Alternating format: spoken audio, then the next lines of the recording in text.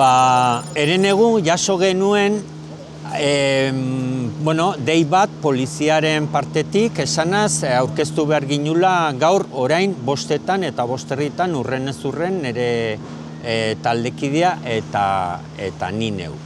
Horren aurrean erabaki dugu ez aurkeztea. Ze izan ere ikusten ari gara gero eta ohikoago bihurtzen ari dela praktika autoritario polizial hau, ez?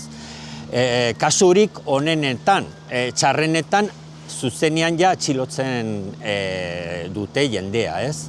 Eta guk normalizazio horren aurka jokatzen dugu eta pentsatzen dugu hau dela adibide bat besterik ez HTaren inposizioaren bidean, ez? Izan ere HT bera ere inposaketa horren fruitu baita, izan ere azpiegitura hau inolaz ere ez zaigu galdetu, ez da inongo prozesu parte hartzailerik izan, eta bar, ez?